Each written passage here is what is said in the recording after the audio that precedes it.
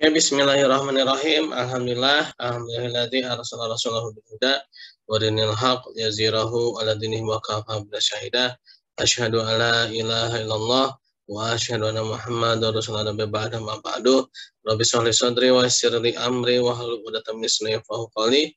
Allahumma shalli ala sayyidina Muhammad wa ala sayyidina Muhammad kama shallaita ala sayyidina Ibrahim wa ala sayyidina Ibrahim wa barik ala sayyidina Muhammad wa ala sayyidina Muhammad kama barakta ala sayyidina Ibrahim wa ala sayyidina Ibrahim fil alamin innaka Hamidum Majid. Ya, baiklah teman-teman, sebelumnya saya mohon maaf tadi ada keterlambatan karena problem di gadget ya. Dan ini saya off cam dulu karena saya khawatir kalau di on cam kan akan terjadi masalah di laptopnya ya. Jadi saya izin ya untuk off cam ya. Dan teman-teman dipersilakan untuk on cam apabila tidak ada halangan ya.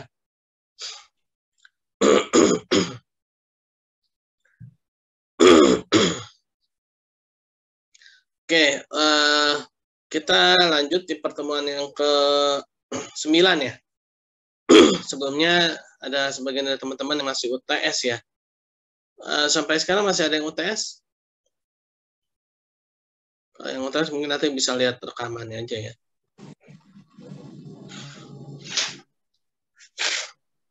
Oke, materi selanjutnya itu sebenarnya ini ya, tentang Sirah Nabawiyah ya.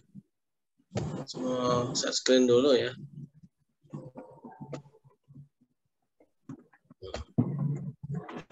Baik, bismillahirrahmanirrahim. Semoga lancar.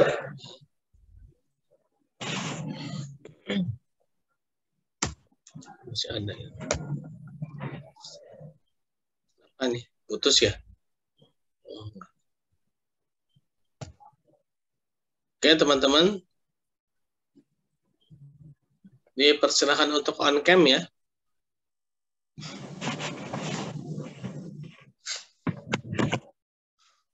Nah, ini Sirah Nabawiyah mukadimahnya ya. Yaitu mengenai apa itu sirah ya. Dan pentingnya mempelajari Sirah Nabawiyah dan sumber-sumber Sirah Nabawiyah, hikmah dan pelajaran dari kita mempelajari sirah ya. Nah, sirah itu sendiri adalah pengertian dari jalan ya, artinya jalan. Keadaan atau tingkah laku yang dinisbatkan kepada seseorang manusia atau selainnya. Dikatakan seorang memiliki keadaan yang baik ya. Dalam firman Allah Subhanahu wa taala, qala khudha wa la taqaf sanu'iduha sirataha ula. Allah Subhanahu wa taala berfirman, meganglah ia dan janganlah takut ya, kami akan mengembalikannya kepada keadaannya semula ya.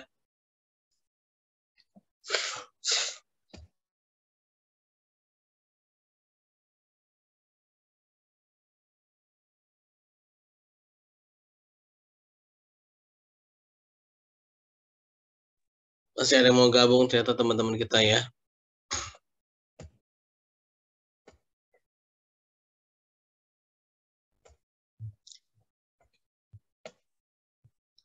Oke. Secara istilah ya, as-sirah istilah ya, yaitu kisah hidup dan sejarahnya. Jika disebutkan seseorang membaca buku sirah fulan, maksudnya ia sedang membaca sejarah hidup si fulan ya. Nah, sedangkan Sirah Nabawiyah itu adalah majmu'ah ya, kumpulan ya. Majmu'ah, kumpulan hal-hal yang sampai kepada kita berupa peristiwa-peristiwa atau kejadian-kejadian dalam kehidupan Nabi Shallallahu Alaihi Wasallam, budi pekerti Nabi Shallallahu Alaihi Wasallam, sifat fisik Nabi Shallallahu Alaihi Wasallam, serta hal-hal yang berkaitan dengan peperangan dan ekspedisi Nabi Shallallahu Alaihi Wasallam. Ya.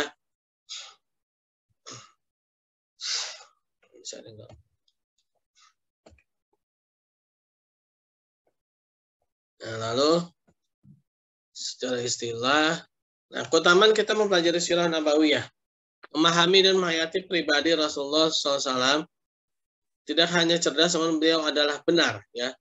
Nah, beliau ini adalah manusia yang dibenarkan dan memang benar-benar menjadi seorang rasul, yaitu utusan Allah Subhanahu wa taala yang tertanam kuat dalam hati kita sehingga menjadi pengokoh akidah ya. Nah, dengan adanya sirah ini dapat mengokohkan akidah umat Islam ya. Karena memang Rasulullah SAW sendiri ya, ketika beliau di masa fase Mekah ya dan para sahabat ya, itu ayat-ayat Al-Quran yang turun pada fase itu adalah ayat-ayat yang banyak sekali mengandung hal-hal sirah ya, hal-hal sejarah atau kepribadian Nabi sebelumnya, yaitu Nabi Musa, Nabi Ibrahim ya, dan nabi-nabi yang lainnya ya. Itu rata-rata turun di fase-fase Mekah ya. Ayat-ayat Al-Qur'an yang turun di fase Mekah itu kebanyakan adalah ayat-ayat Al-Qur'an yang sekitar berupa sirah ya. Nah, jadi salah satu fungsi sirah ini adalah untuk memantapkan akidah ya. Nah, inilah yang harus dipelajari bagi seorang yang ingin awal kali mempelajari Islam ya. Itu memang lebih banyak harusnya dengan sirah, dengan sejarah. Ya, dengan sejarah, terutama sejarah Nabi SAW. Karena idealnya ya, secara idealnya memang harus melihat sosok ya, teman-teman ya. Harus melihat sosok seseorang yang benar-benar ideal gitu ya. Sehingga kita menjadi yakin ya, dengan akidah ini sehingga kita menjadi yakin kalau dulu itu pernah ada orang yang seperti itu gitu ya. Ada orang yang memang benar-benar ideal ya, yang menjadi suri tauladan, yang menjadi contoh ya. Nah, sehingga ketika ada pertanyaan di dalam diri kita ya, ketika ada perintah dan larangan, kita akan suka bertanya dalam diri kan, memangnya ada nggak sih orang yang menjalankan itu gitu kan? Ada. Siapa? Yaitu Rasulullah SAW ya. Nah, sehingga sirah ini dia bisa menjadi pengokoh keimanan ya. Lalu juga agar kita mendapatkan gambaran al-masalah a'la ya. Al-masalah itu contoh ya. Contoh tertinggi, tipe ideal tentu ya. Menyangkut seluruh kehidupan kita. Dalam Quran surat Al-Ahzab ayat 1 Allah Subhanahu wa taala berfirman, "A'udzubillahi minasyaitonir rajim. Laqad kana lakum fi Rasulillahi uswatun hasanah." Sungguhnya telah ada pada diri Rasulullah SAW itu suri tauladan yang baik bagimu ya. Quran surat Al-Ahzab ayat 21 ya. Nah, memang sudah ada contohnya ya. Nah, lalu sirah mencakup seluruh aspek kehidupan manusia ya. Sirah menggambarkan bagaimana perjuangan Nabi SAW saat berdakwah. Ini kayaknya simbolnya salah ya. Maksudnya Nabi SAW ya, ini kode apa sih? Ini kode sebenarnya salah ini ya. Saat berdakwah, bersusah payah di jalan Allah Subhanahu wa taala, merawat keluarga, menjadi pemimpin negara, menegakkan sistem yang benar, yang hak terhadap apa yang dipimpinnya. Merasakan perjuangan beliau SAW menambah semangat berjuang, mengembalikan ruh jihad, ya, ruh perjuangan, ya, dan lain-lain. Sehingga kita menjadi lebih semangat lagi, kita menjadi lebih terpacu lagi ya dalam memperjuangkan agama Allah Subhanahu wa taala ya, dalam mengamalkan ajaran Islam ini ya, dan memberikan kenikmatan ruhiyah bagi seorang mukmin ya. Nah, kita sering sekali susah mencari contoh ideal pada sekarang ya, sehingga ruhiyah kita menjadi ringkih ya. Kenapa? Karena kita tidak menemukan seseorang yang bisa kita jadikan contoh pada saat ini. Tapi begitu kita baca sirah nabawiyah dan para sahabat, nah kita akan mendapatkan contoh-contoh yang memang ideal dan memang mereka contoh yang patut ya untuk dijadikan contoh, sehingga ruhiyah kita menjadi kuat lagi gitu ya. Ruh kita menjadi kuat lagi. Semangat kita jadi kuat lagi. Sirah menceritakan secara lengkap kehidupan Nabi SAW bahkan sejak pernikahan kedua orang tua beliau ya, yaitu semenjak Abdullah ya bin Abdul Muthalib dan Aminah ya, ibunda beliau menikah ya, bagaimana ketika itu kedua orang tua beliau ya, sifat-sifat kedua orang tua beliau, dan juga bagaimana apa namanya, ketika beliau dilahirkan, kejadian-kejadiannya seperti apa ya, sehingga kita tahu ya, ternyata ini loh apa namanya, sosok manusia yang ideal itu. Setelah Nabi menerima wahyu, kisah kehidupan beliau bahkan tercatat dengan lebih detail ya. Selain istimewa karena keuniversalannya, tidak ada nabi lain yang memiliki sejarah selengkap Rasulullah Shallallahu Alaihi Wasallam ya.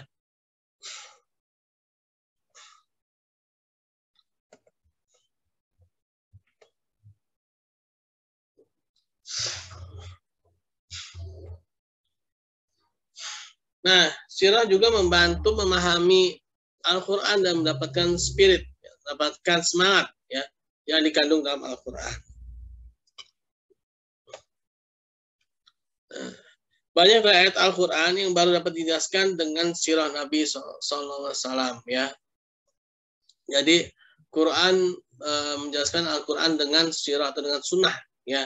Dengan sunnah, contoh misalkan dalam Al-Quran diperintahkan untuk sholat ya.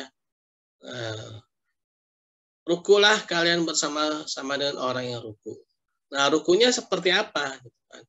Nah, sehingga disitulah Rasulullah SAW itu mencontohkan. Sholatlah kalian sebagaimana aku sholat. Sebagaimana yang dikatakan oleh Rasulullah SAW. Ya. Kalau hanya di dalam Al-Quran, tanpa adanya penjelasan, maka dijelaskan dengan kepribadian Nabi SAW ya, dengan contoh-contoh. Membantu Muslim mendapatkan pemahaman yang benar tentang pengajaran keislaman yang benar dan menyeluruh terkait akidah, dakwah, tarbiyah, hukum agama dan lain-lain ya. Nah, sehingga dengan sirah ini ya, akidah tadi ya kuat ya, dakwah bagaimana mengajak ya. Bagaimana Rasulullah SAW itu mengajak seseorang ya. Nah, dan mengajak pun ternyata nggak sembarangan ya. Orang yang baik itu disukai banyak orang. Tapi orang yang mengajak pada kebaikan itu belum tentu disukai oleh banyak orang ya. Oleh karena itulah perlu adanya cara dakwah, ya, cara mengajak, ya, cara mengajak pada kebaikan, ya, yaitu apa banyak ya yang nanti dicontohkan oleh Rasulullah SAW. Lalu pendidikan, ya, bagaimana mendidik para sahabat, ya, sahabat dan para sahabiah, sehingga dari generasi yang jahiliyah menjadi generasi yang terang benderang, yang menjadi generasi yang jaya dunia dan akhirat, ya. Kejayaannya itu tidak bisa ya diulang sampai sekarang. Tidak pernah ada suatu kemakmuran yang terjadi pada zaman Rasulullah dan zaman para sahabat radhiyallahu anhum ya. Padahal mereka itu dulunya adalah orang-orang yang jahiliyah dalam hal ketuhanan ya. Lalu bagaimana menetapkan hukum agama ya? Contoh misalkan ya dalam zakat ya, hukum agama ya. Hukum zakat ya. Zakat itu diberikan kepada 8 asnaf ya. Nah, tapi bagaimana menetapkan 8 asnaf itu benar-benar berhak ya. Sehingga pada zaman Umar bin Khattab radhiyallahu anhu itu ada salah satu asnaf ya, yang mana yang harus mendapatkan dana zakat tapi tidak mendapatkan dana zakat, yaitu mu'alaf ya. Nah, itu bagaimana Umar bin Khattab radhiyallahu anhu itu menetapkan sebuah hukum agama ya. Nah, ini harus kita ketahui juga sebab-sebabnya ya. Sehingga dari sirah ini kita akan tahu, oh ternyata ini loh yang menjadi intinya hukum agama itu di sini ya. Ketika tujuannya itu batal ya, maka hukum itu bisa jadi batal ya. Meningkatkan wawasan keislaman, model pembinaan, tarbiyah, dakwah dan perjuangan Islam. Memahami manhaj, cara perubahan individu dan kolektif ya. Bagaimana merubah ya. Merubah seseorang secara pribadi-pribadi dan secara bersama-sama ya. Nah, dengan sirah ini. Mengetahui kemuliaan dan kebesaran Rasulullah SAW ya. Dari sirah ini kita akan tahu bagaimana Rasulullah itu sangat mulia ya. Bahkan ada kisahnya ya. Kalau nggak salah ini ya unta ya, seekor unta pun pernah mengadu pada Rasulullah SAW ya mengenai keadaan unta itu karena dia dizolimi oleh tuannya ya, diberikan beban yang sangat berat ya. Nah, ternyata Rasulullah SAW itu juga memiliki mukjizat yang dimiliki oleh nabi-nabi yang lain ya. Mungkin kita tidak tahu, kita kan taunya itu mukjizat Rasulullah itu terbatas gitu. Padahal kalau kita baca sirah ya ternyata hampir semua mukjizat Nabi sebelum itu ada pada diri Rasulullah SAW. Yaitu seperti Rasulullah itu bisa berbicara kepada seekor unta, itu hewan ya. Artinya mukjizatnya Nabi Sulaiman alaihissalam itu juga ada pada diri Rasulullah SAW ya. Lalu dan yang lainnya ya, dan bahkan lebih ya. Sirah menceritakan kemuliaan seseorang yang dianugerahi wahyu oleh Allah Subhanahu wa taala. Sirah mengajarkan walau kita memuliakan Nabi SAW namun tidak sampai menjadikan Nabi SAW seperti kaum Nasrani, yaitu yang menuhankan Nabi Isa alaihissalam ya. Nah, jadi kita menempatkan diri Nabi SAW itu adalah sebagai seorang utusan yang mulia ya. Seorang utusan manusia biasa ya. Yang mana sebagaimana kita ya, tapi beliau diberikan kelebihan-kelebihan ya. Kenapa sih kok berupa manusia? Agar bisa dicontoh ya, terutama kebaikan-kebaikannya ya. Yang mana memang dalam diri Nabi SAW itu memang hanya ada kebaikan ya. Hanya ada kebaikan.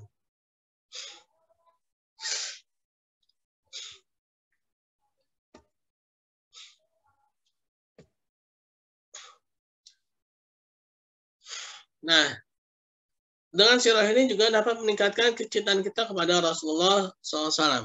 Dalam sebuah hadis yang dikatakan bahwa an Anas bin Malik ana rajulan sa'alan Nabi sallallahu alaihi wasallam mata sa'atu ya Rasulullah qala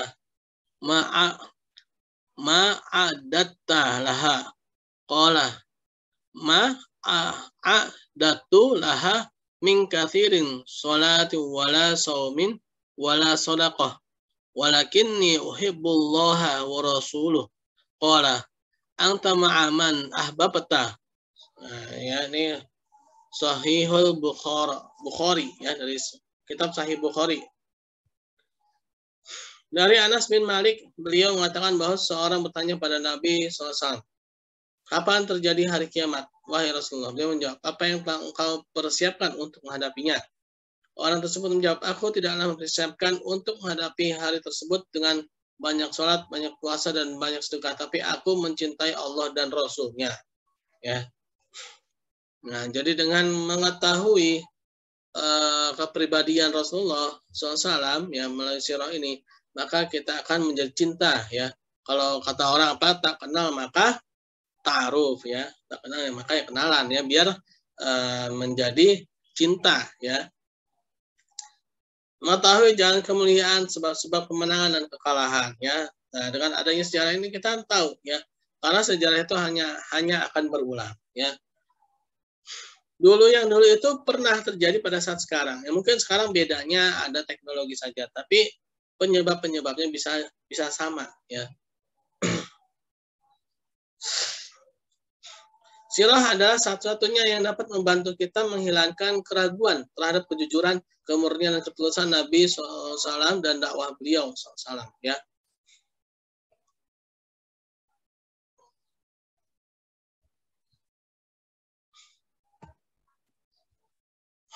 Nah, ini adalah sumber-sumber dalam mempelajari sirah ya. Sumber-sumber dalam mempelajari sirah. Yaitu Al-Qur'an yang paling pertama. Dalam Al-Qur'an banyak sekali ceritakan bagaimana kepribadian Nabi ya, bagaimana kepribadian generasi awal ya. Nah, itu adalah sumber-sumber utama ya.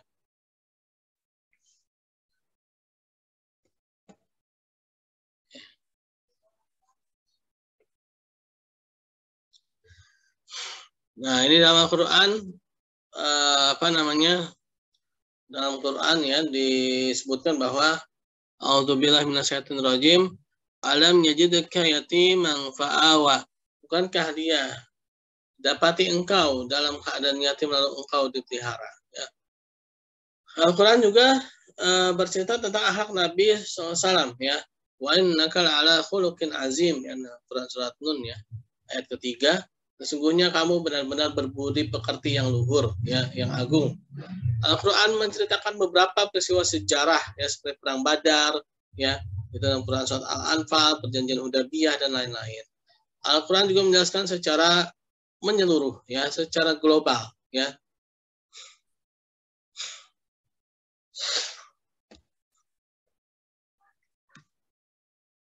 Al-Quran juga tidak disusun berdasarkan urutan sejarah. Ya. Memang Al-Quran itu melihat pada sisi yang penting-pentingnya. Ya. Contoh dalam Quran surat Al-Anfal. Ya.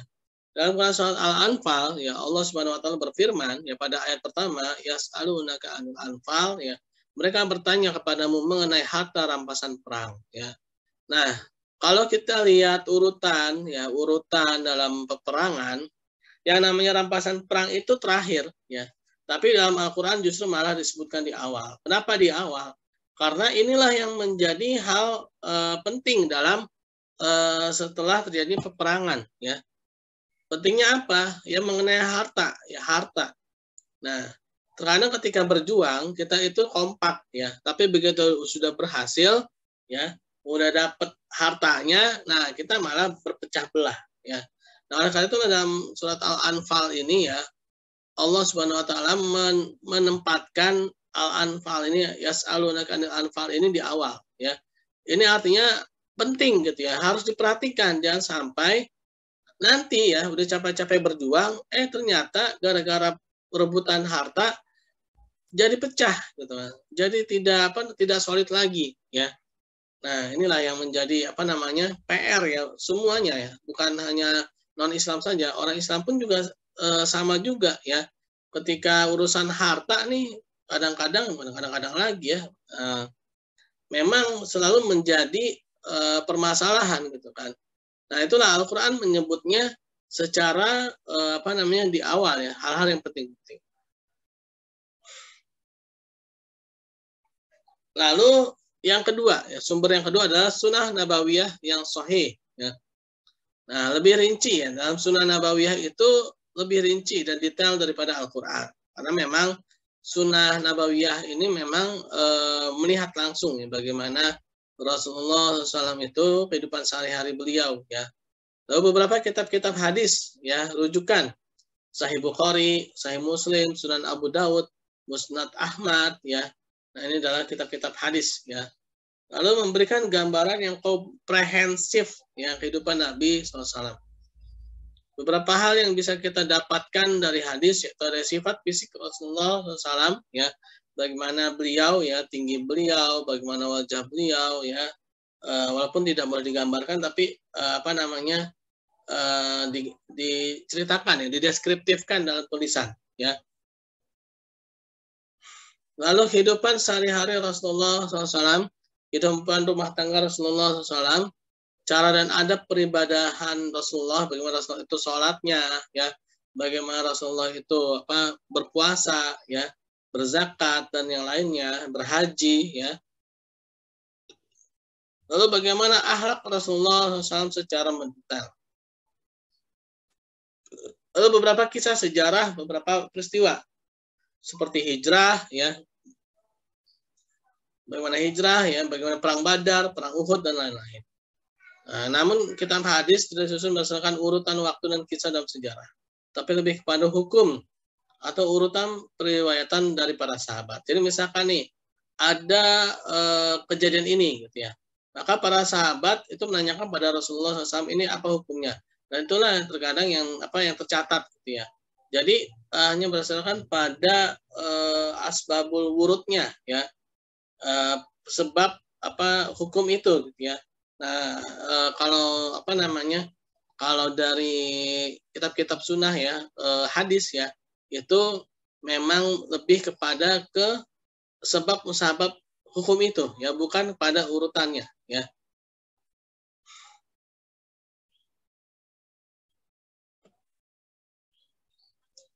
Nah, lalu juga ada syair-syair zaman kerasulan, ya.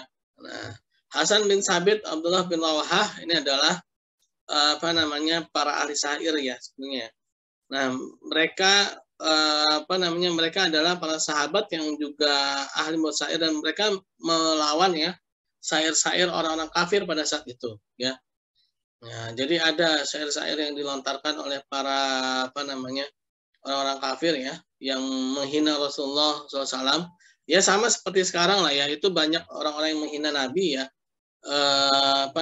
dan kita ini harus lawan dengan mereka lawan juga dengan syair gitu ya, mereka menghina Nabi, menghina para sahabat, menghina para ulama ya. Nah, maka kita harus mengcounter ya, mengcounter hinaan-hinaan mereka ya. Kitab-kitab sirah diambil dari riwayat pada masa sahabat ya. Disampaikan secara turun-temurun. Nah, ditulis pada generasi tabi'in pada lembaran kertas ya. Apa sih? Bentar, ya.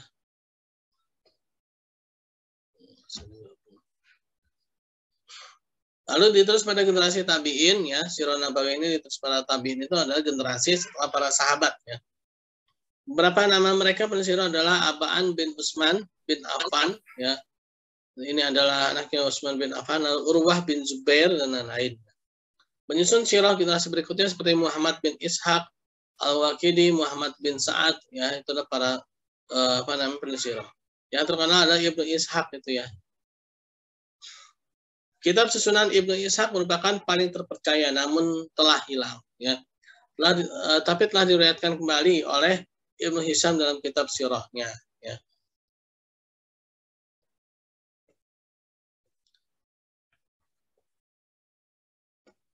Kitab sirah tidak henti-hentinya dituliskan oleh para ulama kita kini sehingga kita bisa mengambil manfaat dan pelajaran daripadanya ya.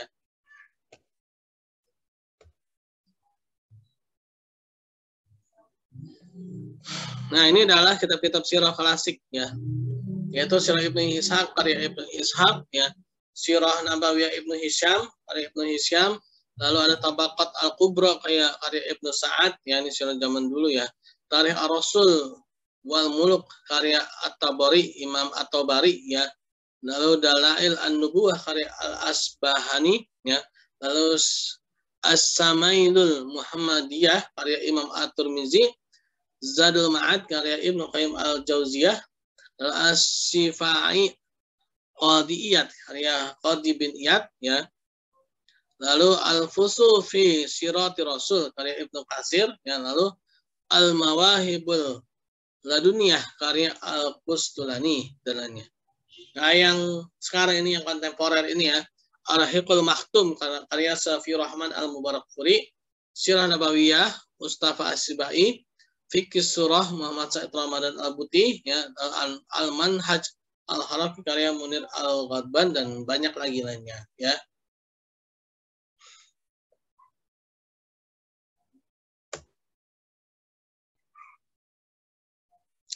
Nah, kalau di Indonesia itu ada beberapa referensi ya.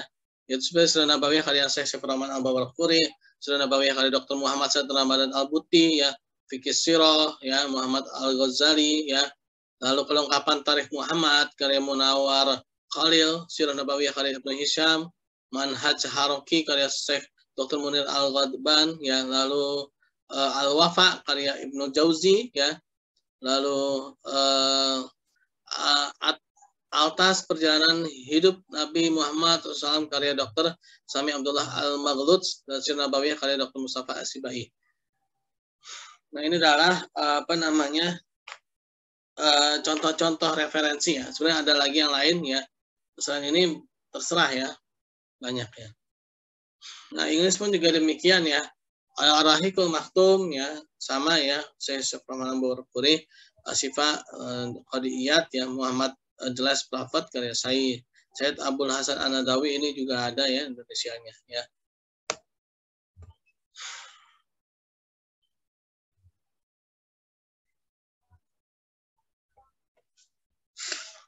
Hikmah dan pelajaran. Sirah Rasulullah SAW harus dipelajari umat Islam ya, karena ini adalah contoh ya yang menjadi acuan ya. Kita terkadang suka bertanya-tanya ya, siapa sih orang yang paling baik gitu kan? Siapa sih orang yang paling ideal ya? Ada nggak sih? Ya ada. Siapa? Itu Nabi Muhammad SAW ya. Nah, terus juga banyak hikmah dan pengajaran dalam sirah Rasulullah SAW, baik akidah terlebih tazkiyah ya, penyucian diri ya, atau muhasabah ya. Perlunya kita mengenalkan Rasulullah SAW dengan sebaik-baiknya pada anak-anak kita dan generasi terus.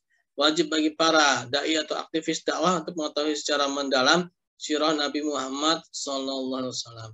Dengan mengetahui sirah Nabi, umat Islam jelas memandang masa depan merengkuh jaya dunia dan akhirat.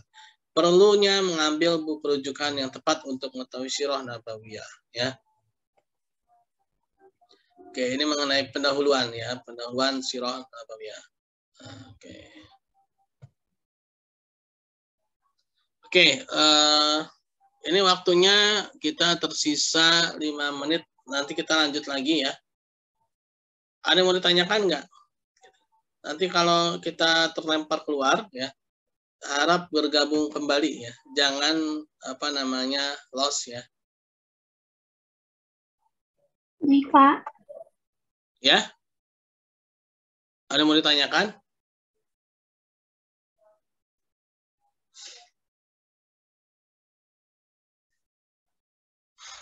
Ada yang mau ditanyakan kah?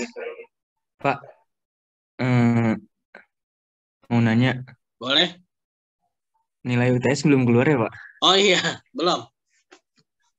Kalau UTS itu waktunya lebih panjang daripada UAS ya, karena jangka waktunya itu memang gini ya. Jadi sekarang sistemnya itu kan sistem buka tutup ya dari Kemendikbud ya. Nah biasanya ya jangka waktunya dalam 1 semester itu ya, dibuka 1 semester itu. Ya sedang dalam masa penginputan ya. Kemarin sempat ada problem ya di siaknya juga. Oke, ada yang mau ditanyakan lagi yang lain mengenai sirah nabawiyah? Pentingnya belajar sirah nabawiyah?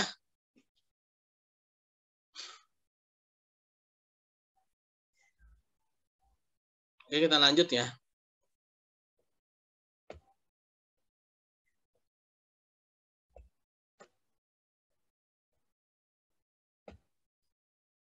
Waktunya 4 menit, nanti kita gabung aja lagi ya kalau misalkan terputus.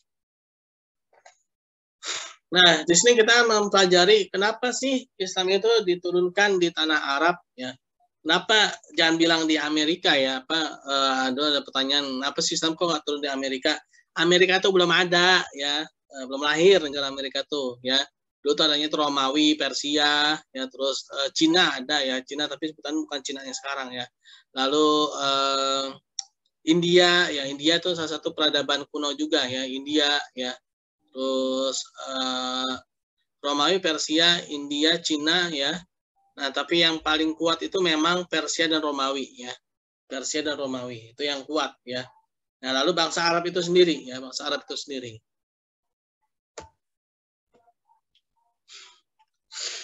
Nah, bangsa Arab ada bangsa Arab Baidah dan bangsa Arab asli ya. Nah, lalu ada bangsa Arab pendatang, yaitu keluarga Nabi Ismail alaihissalam ya. Nah, sekilas bangsa Arab. Arab secara bahasa artinya padang pasir, tanah gundul dan gersang yang tidak ada air dan tanamannya. Atau bersih, jernih, ya arabul ma, ya maknanya sofa, ya jernih. Fasih jika dikatakan arabur rajul, ya maknanya fasuh atau fasih, ya.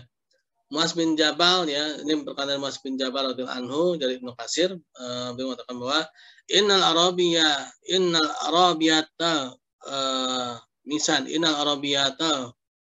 misan ya. Nah, lalu riwayat Ibnu Katsir mengatakan bahwa innama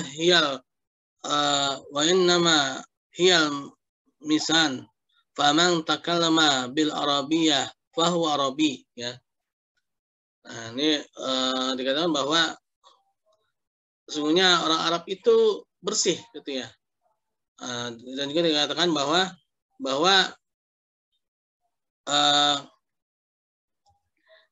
orang Arab itu memiliki perkataan yang yang baik gitu ya. Yang baik itu maksudnya apa? Yang baik itu maksudnya dia tuh fasih ya.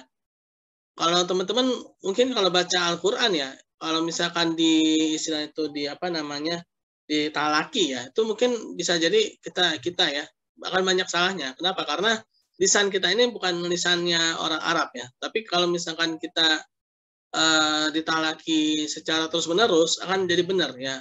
Artinya apa? Lisan itu memang lisan harus dilatih gitu ya. Dilatih gitu kan. Contoh misalkan huruf to ya, huruf to. Nah, huruf to yang saya sebutkan ini juga sebenarnya belum tentu benar gitu kan. Kenapa? Karena butuh pelatihan ya, butuh pelatihan. Nah, orang Arab itu dia sudah fasih ya. Di sana itu sudah fasih. Nah, lalu bangsa Arab sekelompok umat yang bernasab kepada Sam bin Nuh ya, bertempat tinggal di Jazirah Arab ya. Nah, jadi orang Arab asli itu dia keturunan dari Sam ya. Nah, dikatakan ummatu minan nasi samiyatal asl kana mangsuha sabaha jaziratul Arab ya. Dalam kitab Al-Ma'jumul Wasit ya. Nah, waktu tinggal 1 menit lagi, nanti kita gabung ya. Gabung lagi ya teman-teman ya, dalam link yang sama ya. Nah, ini adalah wilayah Jazirah Arab ya, Laut Merah ya. Di ada Laut Merah sebelah kanannya ini ya, ada Hijaz. Oke, bismillahirrahmanirrahim, kita mulai lagi ya.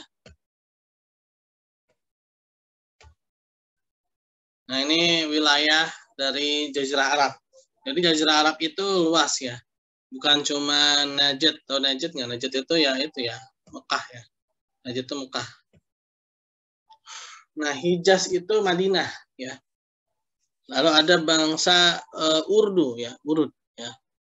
Arab Urdu ya, atau Arab pedalaman ya. Nah, di selatan ini di bawahnya ada Yaman ya. Dari Yaman. Nah, pinggirannya ini Tihamah ya. Pinggirannya Tihamah. Utaranya Syam ya, lalu ada Irak. Lalu ada Teluk Arab, ada Persia ya. Nah, ini adalah peta dari Arab kuno dulu ya.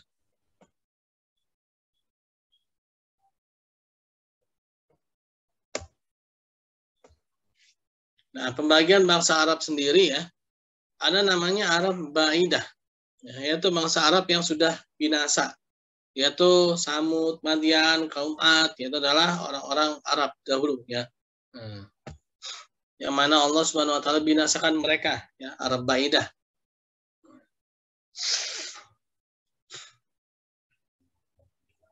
Lalu ada ini Arab Al-Baqiyah, ya. Baqiyah ini ada 2. Ada Arab Aribah, ya, Koton, ya, yaitu Arab asli nasabnya berakhir pada Sam bin Nuh, ya, tinggal di Yaman dan Hadramaut, ya. Lalu ada Arab Musta'ribah, nah, ini adalah Adnan, ya. Arab pendatang bermukim di Hijaz, di Hama dan Najd. Nasabnya disebutkan pada Adnan, keturunan dari Nabi Ismail alaihissalam dan Nabi Ibrahim alaihissalam, ya.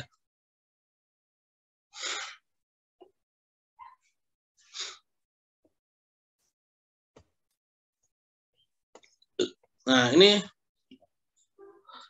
pengutusan Nabi Hud ya, kaum Ad ya, dulu itu jadi bangsa Arab yang dulu itu ada kaum Ad ya.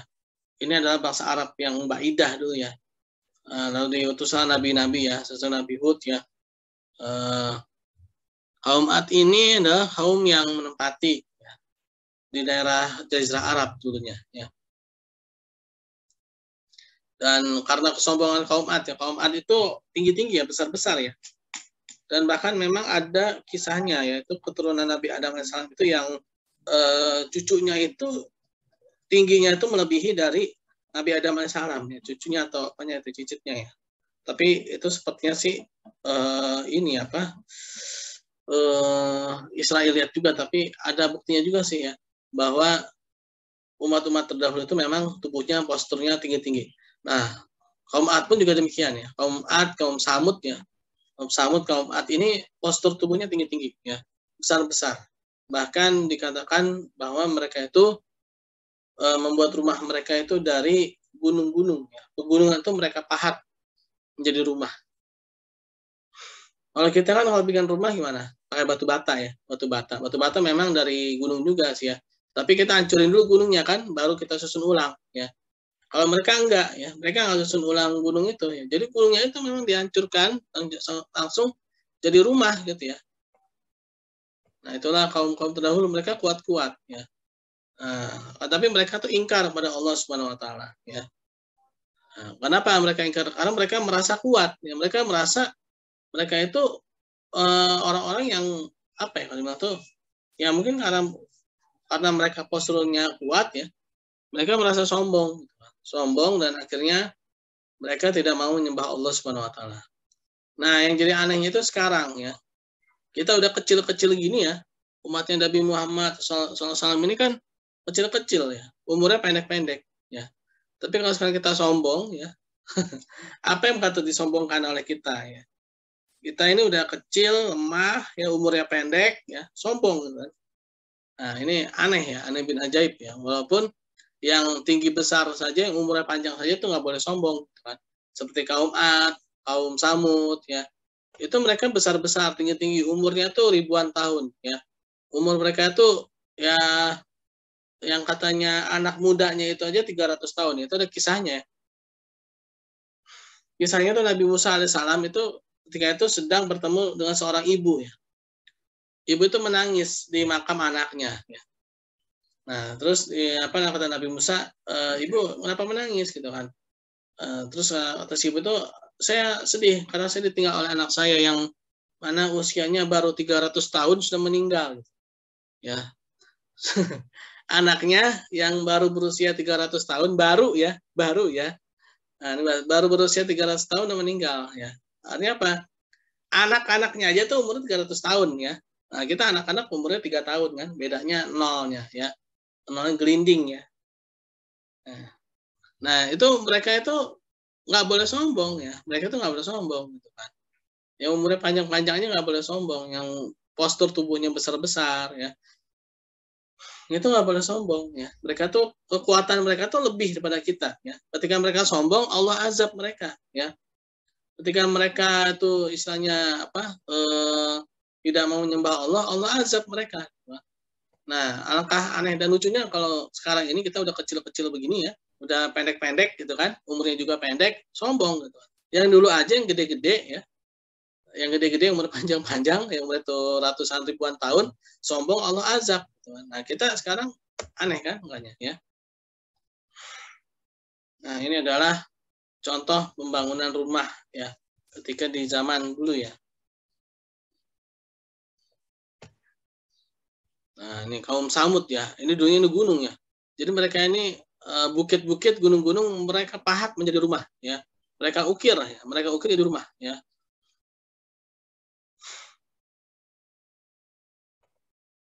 Ini peninggalan. Nah, ini kaum Madian ya. Sama ya. Kaum Madian itu juga ya. Ini kalau kita mungkin pernah nonton film-film kartun ya. Itu bagaimana apa namanya tebing ya, tebing gunung ya. Itu dipahat ya menjadi apa? Rumah ya.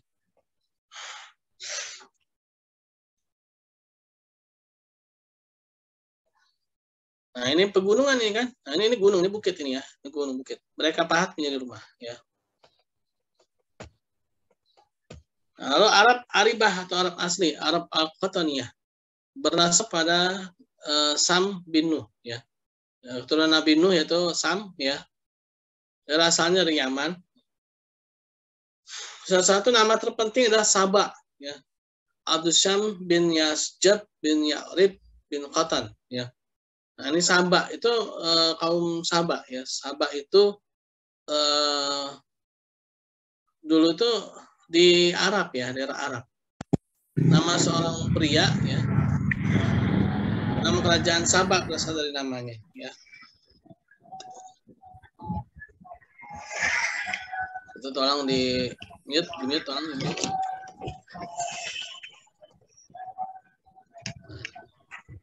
Apa nih? Siva, di mute ya Siva. Siva.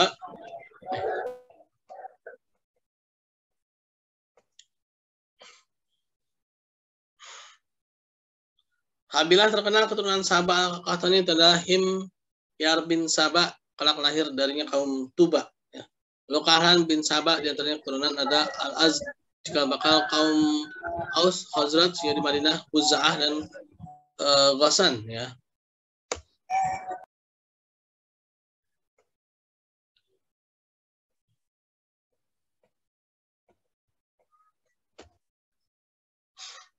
Nah, ini adalah peta ya dari wilayah Jazirah Arab ya. Lalu keluarga Nabi Ibrahim alaihissalam yang mulai sejarah Mekah ya. Nah, jadi Nabi Ibrahim alaihissalam sendiri adalah sebenarnya bukan dari Mekah ya. Nabi Ismail juga bukan dari Mekah, hanya saja lahirnya di Mekah ya. Dari mana tuh Nabi Ismail? Itu sebenarnya dari Syam ya, Palestina ya. Dari Ibnu Abbas radhiyallahu anhu bahwa dia berkata ketika Ibrahim alaihissalam keluar berkelana bersama Ismail alaihissalam dan ibunya Ismail alaihissalam ya, mereka membawa geriba, kantung tempat air yang berisi air. Ibu Ismail minum dari persediaan air dalam geriba tersebut sehingga dia dapat menyusui bayinya. Ketika tiba di Mekah, Ibrahim alaihissalam menempatkan keduanya di bawah sebuah gubuk. Tatkala Ibrahim hendak kembali kepada keluarganya, ya maksudnya ke Sarah ya, Ibu Ismail alaihissalam mengikutinya di belakang hingga ketika sampai di dataran yang agak tinggi gundukan, Ibu Ismail memanggilnya dari belakang. Wahai Ibrahim, benar siapa engkau meninggalkan kami? Ibrahim menjawab, pada Allah. Hajar berkata, kalau begitu aku telah ridho kepada Allah Subhanahu wa taala. Hadis riwayat Bukhari ya.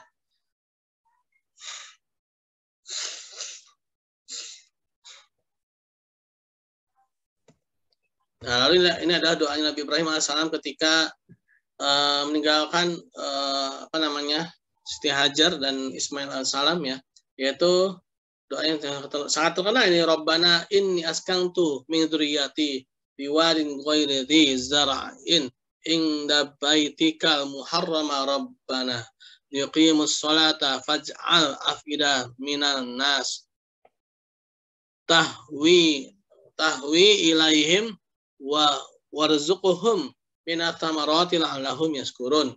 Ya Tuhan kami, sungguhnya aku telah menempatkan sebagian keturunanku di lembah yang tidak mempunyai tanaman-tanaman di dekat rumah Engkau Baitullah yang dihormati.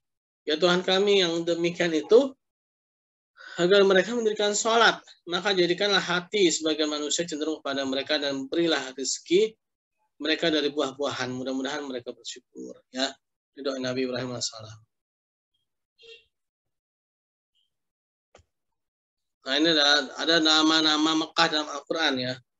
Nah, jadi Mekah itu disebut sebagai Makkah ya, Al-Baqah, Al-Balad, Al-Balad Amin ya, Al-Baldah, Haram Amin, Masjidil Haram ya. Lalu ada lagi Ka'bah ya, dan seluruh Ka'bah ya. Nah, itu adalah nama-nama Mekah yang dalam Al-Quran ya. Nah, ini adalah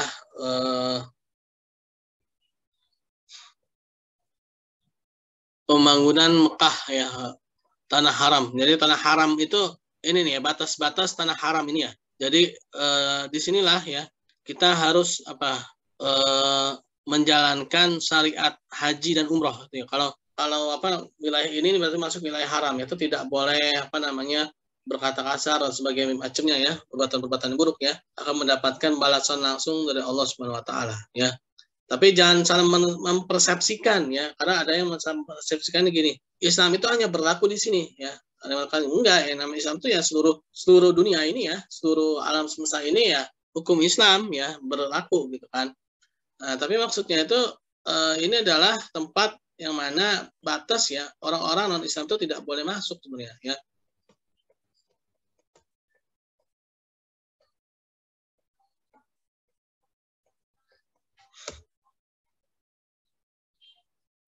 Nah, ini ada sebuah hadis lagi dikatakan bahwa kisahnya Nabi Ibrahim dan Siti Hajar ya. Lalu Hajar kembali ke tempat semula. Dia minum dari geriba kunonya dan bisa menyusui bayinya hingga ketika air persediaan habis, dia berkata, sebaiknya aku pergi dan melihat-lihat, barangkali ada orang. Rawi berkata, maka ia pergi dan naik ke atas bukit Safa. Lalu melihat-lihat. Apakah ada orang, namun dia tidak merasakan seorang pun. Ketika sampai di lembah, dia lari kecil dan mendatangi Marwah, demikian berkali-kali. Kemudian dia berkata, sebaiknya aku pergi dan melihatnya. Yang dimaksudkan adalah bayinya, ya, melihat bayinya. Maka dia pergi mendatangi bayinya, yang ternyata keadaannya seperti ketika ditinggalkan, seolah menghisap napas, maksudnya tuh kelaparan gitu ya, sehingga hati Hajar tidak tenang ya. Nah, lalu Siti Hajar berkata, sebaiknya aku pergi dan melihat-lihat ya. Jadi bolak-balik ya, ketika dia pergi untuk mendaki Bukit Safa, melihat-lihat, namun tidak ada orang ya. Lalu pergi lagi melihat anaknya ya. Ternyata dia mendengar suara, maka dia berkata, tolonglah aku jika memang kamu baik. Itu adalah malaikat Jibril alaihissalam. Perawi berkata, lalu Jibril berbuat dengan tumitnya begini. Dia mengais-ngais tanah dengan tumitnya. Perawi berkata, maka memancarlah air dan ibu Ismail menjadi terpelanjat dan segera menampungnya. Perawi berkata, Abu Al-Qasim SAW mengatakan bahwa Hajar membiarkannya pasti air akan mengalir. Perawi berkata, maka Hajar minum air Zam-Zam itu sehingga dapat menyusui bayinya. Ya. Nah, jadi ini proses dari adanya air Zam-Zam. Ya. Nah, ini adalah sumur Zam-Zam. Ya. Nah, sumur Zam-Zam itu dia letaknya di bawah ya. Ruang bawah tanah untuk minum air Zam-Zam ya. Sekarang jadi letaknya itu udah taruh di bawah ya. Nah, sini adalah mata airnya ya, kedalaman mata air. Nah, dari bibir sampai dengan dasar sumur ini.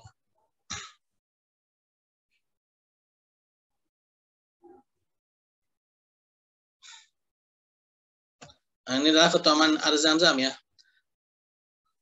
Ma'u Zam-Zama 5 suribalahu. Air Zam-Zam itu tergantung niat orang yang meminumnya. Nah, jadi kalau misalkan kita ada niat-niat kebaikan ya, ketika itu kita bermunajat ya melalui air Zam-Zam itu bisa terkabul ya. Lalu innaha mubarakatun wahya ta'amu tu'min wa syifa'u sukmi. Ya, air Zam-Zam itu mengandung berkah, makanan yang mengenyangkan dan obat bagi penyakit ya. Khairu ma'in ala wajhil ardi ma'u Zam-Zam. Fihi ta'amun minat ta'mi wa shifa'un minas sukmi. Air terbaik di permukaan bumi adalah air Zam-Zam yang mengandung makanan dan obat suatu penyakit. Tadi Riwayat Baihaqi dalam Sunan Al-Kubra atau Berani dalam Al-Mu'jam As-Sagir ya. Oh, saya menggabungkan ini ya. Lalu dikatakan juga bahwa menceritakan pada kami Ali bin Muhammad menceritakan kepada kami Ubaidullah bin Musa dari Utsman bin Al-Aswad dari Muhammad bin Abdurrahman bin Abu Bakar. Ia berkata, aku sedang duduk di samping Ibnu Abbas, lalu datanglah seorang laki kepadanya. Kemudian dia bertanya, dari mana kamu? Dia menjawab, dari Zam-Zam. Dia bertanya, apakah kamu minum darinya sebagaimana mestinya? Dia berkata, bagaimana?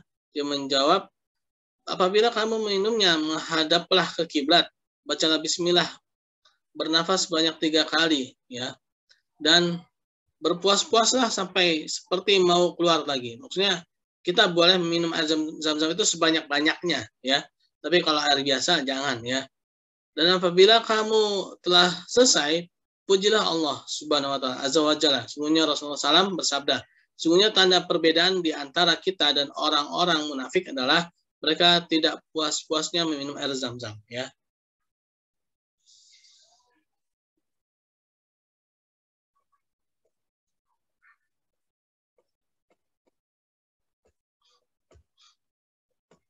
Nah, hikmah dan pelajaran ya.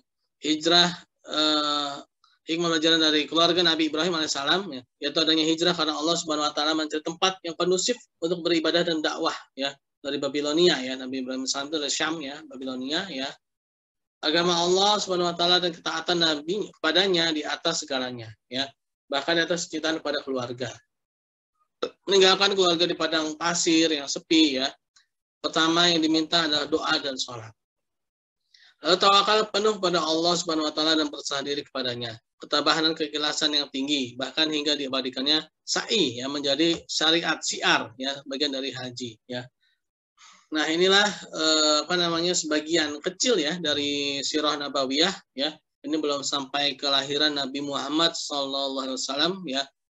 kita lanjutkan lagi pekan depan karena sudah jam 9:30 ya teman-teman ya. Oke. Oke, ada yang mau ditanyakan?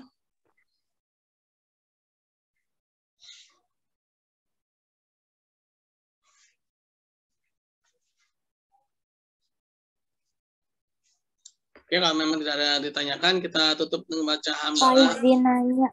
Oh, boleh. Pak, PowerPoint-nya boleh di-share ke grup nggak, Pak?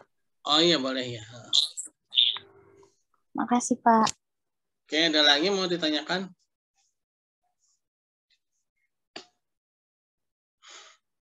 Ada lagi kah yang mau ditanyakan? Bapak, kalau misalkan lupa absen di YouTube, itu gimana ya, Pak? Nggak apa-apa. Itu kan bisa kapan aja. Yang penting kan ada rekaman ya. Jadi salah satu fungsinya saya membuat rekaman itu agar teman-teman tuh tidak lupa ya. Dan bisa kapan aja ya. Bisa lupa dan bisa kapan aja ya. Karena yang namanya pembelajaran itu bukan hanya pada saat itu ya, tapi berulang ya. Nah, salah satu fungsinya kita itu direkam, kita jadi bisa berulang ya. Jadi mungkin kalau teman-teman ada yang lupa, ya mungkin bisa lihat lagi ya, terutama penjelasannya ya, rekamannya. Ya nggak apa-apa, ditulis aja. Ya. Baik, Pak. Terima kasih. Oke, ada lagi yang mau ditanyakan?